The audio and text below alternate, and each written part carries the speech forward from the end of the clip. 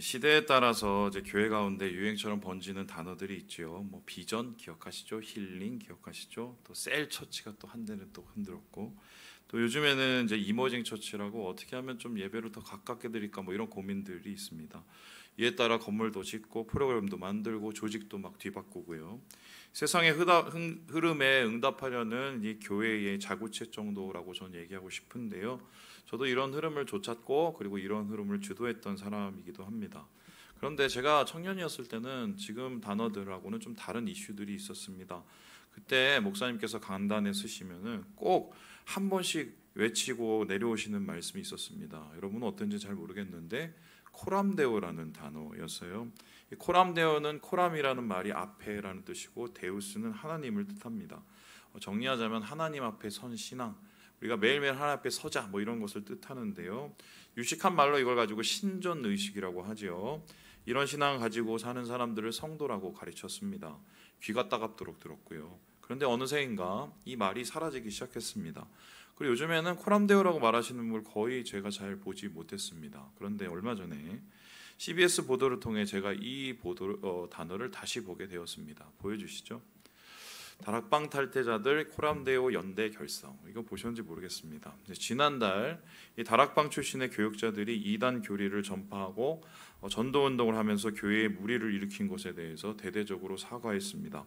이렇게 함께 모여서 수그리고 선언하시고 사과하신 분이 100여 명이 넘었는데, 이분들은 사과를 했을 뿐만 아니라 자기들이 뭘 잘못 믿었는지에 대한 이야기도 하셨습니다. 이 다락방은 죄의 책임을 사단에게 돌린다. 그러니까 우리가 죄 짓고 싶어서 죄 짓는 게 아니라 사단이 죄 짓게 해서 돌린다. 그래서 죄는 누구 책임? 사단 책임. 요게 잘못된 거죠. 죄는 누가 짓습니까? 내가 진 거예요. 그러니까 벌 받고 지옥 가는 거죠. 그렇게 가르치고, 두 번째는요, 성경 읽기를 권하지 않고 유광수 목사의 설교 메시지를 반복해서 외우라고 한답니다. 제가 이번에 이제 청년들 만났더니 청년들 중에 제 말을 이렇게 적는 분들이 있더라고요. 기분이 좋더만요. 이제 그런 거를 외우게 만드는 거예요. 뭐 그런 욕구가 생기겠지만 이제 이것들은 결과적으로 하나님 앞에 선 신앙이 아니라 사람 앞에 선 신앙으로 만들었다는 거예요. 그래서 이분들이 이름을 코람데오라고 진 게 뭐냐면 앞으로는 사람 앞이 아니라 하나님 앞에 서겠다고, 그리고 하나님 앞에서 자기의 죄들을 뉘우치겠다고, 다시 시작하겠다고 이런 이름을 적었다고 합니다. 제가 이 기사를 보고 되게 여러 생각들이 교차했는데, 뭐 좀 못된 생각은 옛날엔 뭐 하다가 지금 와서 저래 뭐 이런 거죠. 저분들에 의해서 잘못된 신앙을 가지신 분들이 얼마나 많았겠습니까? 그럼 그 책임은 어떡하고, 이런 못된 생각이 들었고, 또 한편으로는 이제라도 돌이켰으니 다행이다 이런 생각이 들었습니다. 그런데 한 가지는 정확하게 제 마음속에 왔는데, 다시 이 코람데오라는 단어를 보게 돼서 매우 반가웠습니다. 이 말의 기원 여러분 어디인지 아십니까? 물론 성경에서 비롯되었지만은 이 말을 대대적으로 사용한 사람이 있습니다. 바로 종교 개혁자인 이 루터였어요. 마르틴 루터. 이 마르틴 루터는 이 탁상 담아 식탁 위에서 사람들하고 이렇게 말하는 걸 좋아했습니다. 저도 그런 거 좋아하거든요. 근데 이러면서 이제 핵심적인 기독교에 대한 진리들을 얘기했는데, 이때 이분이 세상에 세 부류의 인간이 있다고 얘기를 했습니다. 여러분 그거 아십니까? 제가 한번 읽어볼게요. 보여주시죠. 이 세상에는 세 부류의 사람들이 있습니다. 첫째는 자신들의 부패한 본성과 행동을 인정하지 않고 자신들의 죄에 대한 하나님의 진노를 깨닫지 못한 채 양심의 가책 없이 태평스럽게 사는 사람들로서 가장 흔히 볼 수 있는 유형입니다. 그러니까 한마디로 하나님 앞이 아니라 그냥 세상 속에서 사람들 앞에서 살아가는 사람들이 있다는 거죠. 둘째는 율법 앞에서 두려워하고 하나님의 진노를 느끼고 좌절감에 시달리는 사람. 하나님이 있는 건 아는데 뭐 어떻게 하나님과 가까워지지는 않고 하나님하고 좀 두려워하면서 멀리 떨어져 사는 사람도 있다는 겁니다. 거리가 먼 신앙이죠. 마지막으로는 자신들의 죄를 인정하고 하나님의 진노를 당연한 것으로 여기며 자신들이 죄 가운데서 잉태되어 태어났으며 따라서 멸망한 자들임을 알면서 복음에 귀 기울이고 하나님께서 예수 그리스도의 공로로 인하여 은혜로 죄사하시는 것을 믿고 그로써 하나님 앞에 의롭다함을 받으며 온갖 선행으로서 믿음의 열매를 나타내는 사람들입니다. 뭐 여러 길지만 한마디로 표현하면 하나님 앞에 선 신앙으로 하나님 앞에서 신앙생활을 바르게 그리고 하나님 보시기에 합당하게 하는 사람들이 있답니다. 세 부류의 사람을 이야기를 하고 있습니다. 이 루터에 의하면 이 성도라는 것은 마지막 부류죠. 하나님 앞에 선 사람이라는 건데 그냥 두려움만 느끼고 짐처럼 이고 사는 것이 아니라 하나님 앞에 서서 반응하고 그 힘으로 살아가는 사람들 교인이고 성도라고 말을 하고 있습니다. 저는 이 말에 100% 전적으로 동감을 하고요. 그리고 한국교회가 다시 되찾아야 될 말이 바로 이 루터가 얘기했던 하나님 앞에 선 신앙, 코람데오의 신앙이 아닐까 생각합니다. 왜 그럴까요? 최근 교회에서 일어나는 일들을 한번 돌이켜봅시다. 여러 이슈들, 분쟁들, 또 여러 타락의 기사들 뿐만 아니라 교인들 사이에서 일어나는 여러 가지 사고들이나 여러 가지 사건들을 봅시다. 저는 이것들 보면서 어떤 생각이 드는지 아십니까? 아유, 정말 저 사람 하나님 믿는 거 맞아? 하나님이 두렵지도 않아? 막 이런 생각이 듭니다. 뭐 솔직한 얘기예요. 그도 그럴 것이 대부분의 문제가 이 신존의식이 부족한 데서 비롯되었습니다. 그러니까 목회자도 성도도 교회도 다 무너지죠. 무서운 게 없어서 그래요. 그런 의미에서 오늘 말씀 매우 중요하다고 생각하는 게 이 시대에서 다시 회복돼야 될 진짜 제대로 된 신앙인, 제대로 된 성도가 서야 되기 위해서 필수 요건, 이 코람데오에 대한 얘기를 하려고 하는데요. 성경에 나온 본격적인 코람데오의 시작이 오늘 우리가 말씀을 읽어보는 출애굽기 19장 시내산 언약의 이야기입니다. 이 최초의 코람데오는 하나님께서 이스라엘 백성을 준비를 시키는데 그 준비 과정 이렇게 이야기하고 있습니다. 우리 함께 10절 11절 말씀을 읽어보도록 하지요. 시작. 여호와께서 모세에게 이르시되 너는 백성에게로 가서 오늘과 내일 그들을 성결하게 하며 그들에게 옷을 빨게 하고 준비하게 하여 셋째 날을 기다리게 하라. 할 수 있는 건 다 해서 깨끗하게 3일을 기다리라. 3일이라는 것은 완전한 시간을 뜻하죠.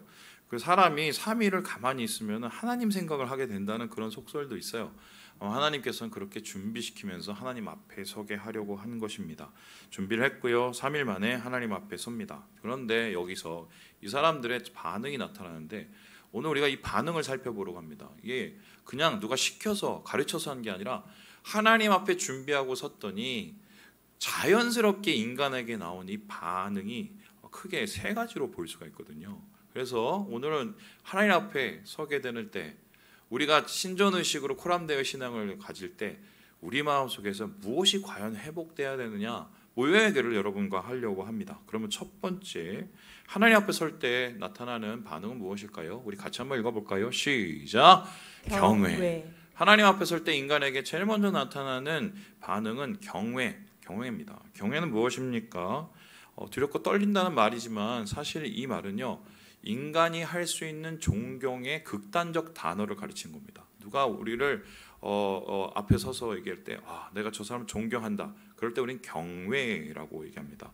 그렇다면 이 경외라는 것은 어떻게 벌어졌을까요? 그림을 보여주시죠. 란 뉴이켄이 이 당시 상황을 이렇게 얘기하고 있습니다. 저 이제 뭐 호렙산 여러분 아시죠? 여기 이제 가보면 돌산이에요. 근데 이 돌산에 여러분 뭐 여러 가지의 일들이 일어납니다. 불, 지진, 큰 소리, 뭐 소위 말해서 뭐 여러 가지의 자연적인 현상들이 나타나면서 사람들이 거기에 막 두려움을 느끼기 시작을 합니다. 그런데 중요한 것은 이 사람들이 적극적으로 두려워하고 적극적으로 하나님 앞에 경외할 수밖에 없는 그 지점을 이렇게 표현하고 있는데요. 우리 함께 6절의 말씀을 16절의 말씀을 읽어보도록 하겠습니다. 시작. 셋째 날 아침에 우레와 번개와 빽빽한 구름이 산 위에 있고 나팔 소리가 매우 크게 들리니 진중에 있는 모든 백성이 다 떨더라. 하나님의 음성이 들릴 때 이 사람들이 두렵고 떨리게 되었습니다. 여기서 떨린다는 이 말은요 하라드라는 단어인데요 진동한다, 전율하답니다. 저는 믿거나 말거나 뭐 저보고 이단이라고 하도 할 수 없는데 저는 이 음성을 들어본 적이 있습니다. 제 인생에 딱 한 번 들었어요. 정말 엉망진창으로 살고 있었거든요. 군대 갔다 오고 나와서 절망 중에 있었었는데 갑자기 우리 선배들 손에 이끌려갖고 제가 수련회를 따라갔습니다. 근데 그 수련회 때 마지막에 막 기도를 3시간을 막 우리가 연합해서 하고 있는데 하늘로부터 진짜 우레 같은 소리가 들렸는데요. 제가 들린 경험으로는 뭐냐면 정말 그 공포 그 자체였어요. 그리고 두 번째는 숨을 곳이 없었습니다. 그냥 이 심장과 이 뭐 여기가 막 떨리는데 그 반응을 제가 뭐 상상도 못해요. 하나님의 음성 앞에 이 사람들은 이렇게 반응을 했는데요. 이스라엘 역시 똑같았습니다. 모세 보고 대신 나중에 네가 하나님 만나달라고 부탁할 정도로 이 사람들은 굉장히 경외감을 느꼈습니다. 믿는 사람 역시 하나님 앞에서 경외감으로 살아가야 됩니다. 경외라는 것은 무엇입니까? 두려워하는 것에서 끝나신 게 아니라 우리의 삶 속에서 우리의 삶을 하나님 앞에 비추어 보는 것입니다. 그러니까 부족하고 연약하면 엎드리게 되지요. 성경에서는 이 경외감에 존경함으로 하나님 앞에 엎드리는 행위를 뭐라고 그러냐면 프로스퀴네오, 예배라고 합니다. 그럼 예배라는 것은 뭐냐면은 오늘 예배 오늘 한번 가볼까? 그래 오늘 갈 때 좀 기분도 좋은데 오늘 신발도 좀 신고 뭐 한번 가보고 해서 영화 보듯이 보고 야 오늘 목사님 설교가 아주 죽였어. 아니면 오늘 별로였어. 오늘 끝나고 막 나눔하는데 기분이 영 꽝이더라고. 이건 예배가 아니에요. 솔직히 말씀드리면 성경에서 말하는 이 첫 번째 옆에 예배라는 것은 하나님을 진짜 만나서 하나님 앞에 경외감으로 정말 사로잡힌 그 경험이거든요. 그래서요 저희는 진짜 예배를 다시 한번 고민해 볼 필요가 있다. 자 그렇다면은 하나님 앞에 설 때 이 코람데오, 이 경외라는 것 중요한데 이것 잃게 되면 그럼 어떻게 될까? 흥미로운 것은 이스라엘 백성이 이런 경외감을 느낀 지 40일도 채 지나지 않아서 이 경외감을 잃어버리는 행동을 합니다. 다음과 같이 보시면 니콜라 루아르라는 사람이 그림을 그렸는데 저 위에 뭐가 있습니까? 잘 보면 송아지입니다. 금으로 만든 송아지. 하나님 앞에 두려워 떨다가 40일 만에 금송아지를 섬깁니다. 이상하지 않습니까? 어떻게 사람이 이러죠? 자 그럼 제가 질문해 보겠습니다. 어떻게 하나님의 음성을 들었던 사람들이 금송아지를 갑자기 섬기게 됐을까요? 이 성경은 뭐 더뎌져서 하나님께 올라간 모세가 더뎌져서라고 얘기하지만 저는 생각을 해보니까 이런 것 같습니다. 금송아지는 두렵지 않거든요. 금송아지는 편합니다. 그러니까 편한 대로 그냥 자기의 신이라고 섬길 수 있기 때문인데 이때 경외를 잃어버린 이들의 예배를 성경은 이렇게 기록하고 있습니다. 클릭해 주시죠. 백성이 앉아서 먹고 마시며 어떻게 합니까? 일어나서 뛰놀았다. 여기서 뛰놀았다는 말은요 좀 잘못 번역된 게 이게요 비웃다라는 뜻이에요. 장난치다라는 뜻이에요. 하나님을 비웃듯이 장난쳤습니다. 이러한 이스라엘의 경외를 잃어버린 예배 끝에 어떤 일이 일어났나요? 징계와 심판, 죽음이 일어나고 이스라엘은 어떻게 보면 정말 멸절의 위기까지 갔던 이 상황이 경외로 잃어버린 상황이다. 저는 그런 의미에서 지금 한국교회의 이 상황은 경외의 부족, 경외의 결핍이다 이렇게 얘기를 하고 있어요. 우리는 정말 예배 가운데 두렵고 떨림으로 하나님 앞에 서고 있는지를 다시 한번 생각하게 해보는 대목이다 이렇게 할 수 있습니다. 자 그렇다면 두 번째로 우리가 하나님 앞에 서게 되면 이 코람데오 어떤 반응이 자연스럽게 나타날까? 우리 같이 한번 읽어보도록 하겠습니다. 시작. 담대함. 담대하게 됩니다. 아니 두렵고 떨린 사람이 어떻게 갑자기 담대하게 돼? 2단계예요. 2단계. 이건 뭐냐면 경외를 가지고 세상 앞에 나아갈 때예요. 코람데오의 신앙을 가지고 세상 앞에 나갈 때 나타나는 반응인데요. 여기에 대해서 우리가 한 가지 봐야 될 그림이 있습니다. 보여주시죠. 여러분 잘 아시는 누가 누굽니까? 다윗과 골리앗입니다. 골리앗이 키가 2m 38이었습니다. 다윗은 애였어요. 그러니까 뭐 고작 키가 해봤자 뭐 160 정도 됐겠습니까? 여러분 게임이 안 되죠. 이번에 그냥 올림픽 보면서 무슨 유도 경기를 보는데 희한하게 하더만요. 뭐 이렇게 추첨을 이렇게 돌려갖고 체급이 전혀 다른 사람들끼리 나왔고 붙는 뭐 그런 단체죠. 혹시 보셨나요?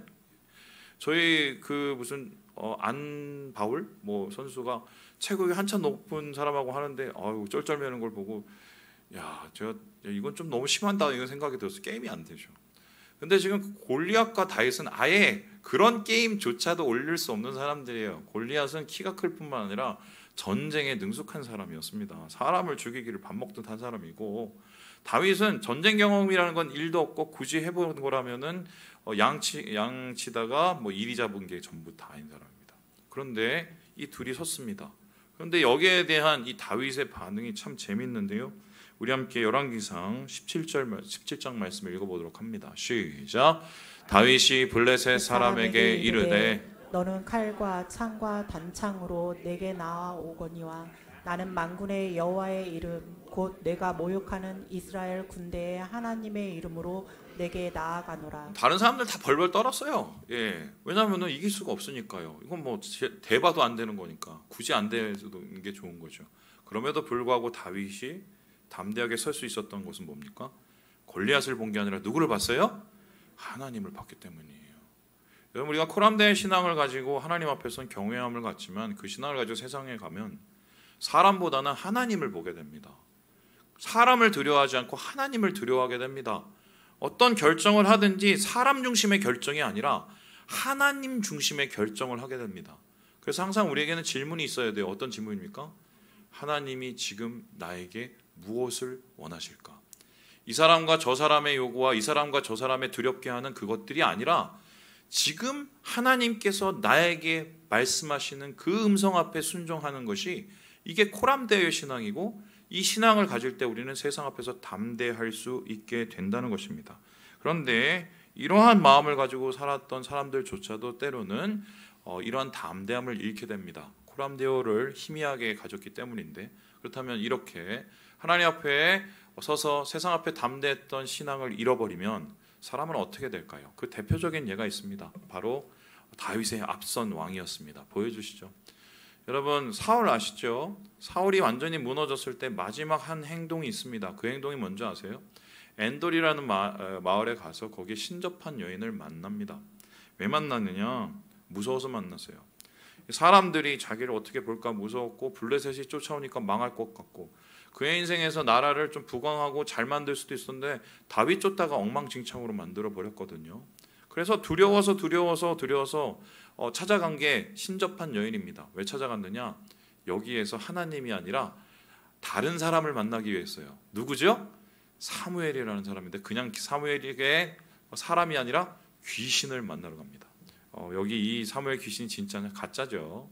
그런데 이렇게 찾아가서 지푸라기라도 붙던 이 사울의 모습을 통해서 코람데오의 신앙이 무너졌을 때 어떤 모습이 나타나는지 보게 되죠.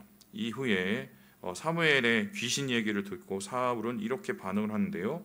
우리 함께 28장 말씀 같이 한번 읽어보겠습니다. 시작. 사울이 갑자기 땅에 완전히 엎드러지니 이는 사무엘의 말로 말미암아 심히 두려워함이요 또 그의 기력이 다하였으니 이는 그가 하루 밤낮을 음식을 먹지 못하였음이니라. 사람 앞에 서면 이렇게 됩니다. 쫄보가 돼요. 사람이 용기 있는 척, 힘센 척 할 수 있습니다. 저는 근데 진짜 많이 봤는데요. 힘센 척하고 소리 크게 지르고 있는 척하는 사람들이 나중에 보니까 진짜 다 쫄보더만요. 결국 사람 앞에 서 있기 때문이에요. 그래서 우리는 솔직히 우리의 마음을 들여다봐야 돼요.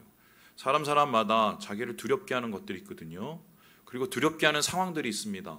그러면 그때 우린 다시 우리 자리매김을 해야 돼요. 거기에 대한 부분에 왜 나는 이렇게 얽매여 있는지, 그것이 왜 나를 이렇게 붙잡고 있는지, 여기에 해당되는 사람들과 여기에 해당되는 하나님이 아닌 것들이 무엇인지를 따져봐야 됩니다. 그리고 그거를 하나님 앞에 내려놓고 다시 하나님 앞에 서야 우리가 주님이 주시는 코람데오의 담대함을 가질 수 있겠다. 신앙은 하나님 앞에서 살아가는 것이기 때문이다. 이렇게 둘째, 우리 코람데오의 정신을 보게 됩니다. 자, 그렇다면 마지막으로 코람데오 이 반응은 어떻게 나타날까요? 우리 같이 한번 읽어보도록 하겠습니다. 시작. 은혜입니다. 경외, 하나님을 두려워하고 존경하지요. 담대함으로 세상 앞에 나가지요. 그리고 하나님 앞에 서면은 우리는 최종적으로 결론은 하나님의 은혜를 깨닫게 된다는 건데요. 이게 무슨 말일까요? 이것을 해결하기 위해서 여러분께 보여드릴 그림이 하나 있습니다. 보여주시죠. 이게 뭐냐면 솔로몬이 지었던 성전입니다. 성전이 뭡니까? 거룩한 전이죠. 하나님의 집입니다. 그러니까 이 성전이라는 것은 실제적으로 이스라엘 백성들이 매일매일 하나님 앞에 서려고 만든 그 사건이에요. 아까 19장의 말씀이 이스라엘 백성들이 본격적으로 하나님께 코람데오하기 시작한 거라면, 이것은 이제 전국적으로 이스라엘 백성들이 생활하기 위해서, 코람데오를 생활하기 위해서 만든 게 바로 예루살렘 성전이라고 할 수 있습니다. 그런데 재밌죠? 성전이 하나님의 집인데, 하나님은 우주를 만드셨는데 하나님이 저 조그만 집에서 사시는 게 웃기지 않습니까? 그래서 하나님께서 뭐라고 하냐면, 야, 나를 위해서 집을 만들지 마. 내가 거기서 내가 어떻게 살겠어? 이렇게 얘기를 했는데 심지어 이 솔로몬이 만들었던 이 성전은 바벨론이나 이집트나 아수르 성전에 비해서 훨씬 작아요. 그러면은 하나님께서는 이 크기의 문제가 아니라 이거를 통해서 뭔가를 원하셨던 것인데, 이 성전을 통해서 하나님이 아닌 이스라엘 백성들을 통해서 매일 이스라엘 백성이 하나님 앞에 나와서 하나님을 만나기를 원하셔서 이 성전을 세웠다, 이렇게 얘기할 수가 있습니다. 그런데 이 성전에는 사실 다른 기능이 하나가 있었습니다. 어쩌면 하나님이 매일 이스라엘 백성을 만나는 것만큼 중요한 기능이었어요. 그 기능이 무엇인가? 우리 함께 역대하 7장 말씀을 같이 한번 읽어보도록 하겠습니다. 시작. 내 이름으로 일컫는 내 백성이 간 길에서 떠나 스스로 낮추고 기도하여 내 얼굴을 찾으면 내가 하늘에서 듣고 그들의 죄를 사하고 그들의 땅을 고칠지라. 이게 솔로몬이 하나님 앞에 봉헌하고 기도를 한 다음에 잠을 잤습니다. 그런데 하나님께서 잠에서 뿅 하고 나타나셔서 솔로몬에게 이제 축복의 말씀을 하는데, 야, 네가 지은 이 성전 내가 잘 쓸게, 이러면서 이 성전의 용도를 가르쳐 주세요. 어떤 것입니까? 니네들이 분명히 나를 떠날 거걸랑, 니네들이 나한테 진짜 범죄를 할 거걸랑, 근데 그때 잊지 말고 이 성전을 향해서 바라보면서 돌이키고 회개하고 하나님 앞에 나오라고 했어요. 그러니까 하나님께서는 이 성전을 지으신 이유는 뭐냐면 하나님 앞에 다시 서게 하기 위해서, 용서하시고 은혜를 베푸시기 위해서 그랬던 것입니다. 그들을 돌이키고 돌아오게 할 장치가 필요해서 하나님 앞에 서는 그 성전을 만들었던 것인데, 이후에 지금 우리가 예레미야서 계속 읽고 있죠. 바벨론 쳐들어와서 예루살렘 망합니다. 성전도 같이 무너졌습니다. 그런데 진짜 성전이 이때부터 무너지지가 않습니다. 바벨론으로 끌려간 유대 백성들 무엇을 하기 시작했습니까? 무너진 성전터를 향해서, 그 방향을 향해서 보이지도 않는데 엎드리고 기도를 하면서 하루에 3번 하나님 앞에 간구하고 돌이키고 회개하기 시작을 합니다. 결국 인간이 최종적으로 하나님 앞에 서게 됐을 때 깨닫게 되는 건 내가 얼마나 못난 사람인지를 알게 됩니다. 야, 내가 진짜 하나님 앞에 설 수 있는 그런 사람이 아니구나. 난 정말 쫄보구나. 난 정말 죄인이구나. 그러면서도 내가 하나님 앞에 설게 하나님께서 만들어주신 것을 느낄 때 우리는 뭘 알게 됩니까? 내가 진짜 은혜로 사는구나. 은혜로 하나님 앞에 서는구나. 은혜로 예배 드리는구나. 저는 모르겠어요. 다른 목사님은 어떻게인지 모르겠는데 전 실수를 되게 많이 하는 사람이라 실수가 많아요. 그래서 우리 교회에서 제가 했던 실수들을 이렇게 나열하고 생각하기 시작하면 교회가 없어졌어야 돼요. 그런데 오늘 이곳에 하나님께서 우리 성도들과 함께 예배드리게 하고 오늘 이곳에 하나님께서 또 말씀을 나누게 하는 이유를 보면은 하나님께서 분명히 저를 통해서 하실 메시지가 하나가 있어요. 은혜예요. 우리가 하나님 앞에 설 때 결국 은혜 붙잡고 서는 겁니다. 결국 이러한 은혜, 경외함, 담대함을 가지고 하나님 앞에 이 코람데오로 살아가는데요. 결국 우리의 끝은 어떻게 되는지 아십니까? 인생의 끝은 결국 하나님 앞에 서는 거예요. 세상의 끝이. 거기에 대해서 계시록에서 4장에 이렇게 기록을 하는데요. 10절, 11절 읽어보겠습니다. 시작. 24 장로들이 보좌에 앉으신 이 앞에 엎드려 세세토록 살아계시는 이에게 경배하고 자기의 관을 보좌 앞에 드리며 이르되 우리 주 하나님이여 영광과 존귀와 권능을 받으시는 것이 합당하오니 주께서 만물을 지으신지라 만물이 주 뜻대로 있었고 또 지으심을 받았나이다 하더라. 그때는 예루살렘 성전은 없어집니다. 그냥 주님의 성전이 이 땅 가운데 임하게 되죠. 새하늘 새 땅이 임해서 그때 모든 하나님의 사람들은 하나님 앞에 서게 됩니다. 그런데 그 장면을 가르쳐서 어떻게 해요? 24 장로들이 자기의 면류관을 하나님 앞에 드리면서 하나님 모두 다 하나님 겁니다. 모두 다 하나님 은혜입니다. 이렇게 인정하고 끝난다고 얘기를 합니다. 그래서 이 장면은 어떻게 보면 우리가 마지막 하나님 앞에 서는 코람데오의 결론이라고 할 수 있는데요. 이 결론의 장면을 1425년에 얀판 아위크가 이렇게 그립니다. 저 중간에 어린 양이 있죠. 진짜 어린 양은 아니고 예수님 계시겠죠. 그리고 위에는 성령이 있고 저 앞에 엎드린 사람들은 이제 24 장로입니다. 자, 예전에는 이 그림 보고 좀 은혜롭다고 생각했는데 제가 이제 요한계시록 공부를 했어요. 한 학기를. 그러면서 이 그림을 자주 봤거든요. 그러면서 제가 보면서 이상한 걸 하나 발견했습니다. 여러분 혹시 보이십니까?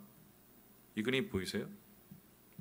24 장로들 머리 위에는 뭐가 없습니까? 금관이 없죠? 왜요? 그걸 누구한테 드렸죠? 우리 주님께 드렸어요. 그런데 그 옆에 있는 빨간 옷 입은 사람, 저 위에 있는 검은 옷 입은 사람 위에는 머리에 뭐가 있습니까? 왕관이 있습니다.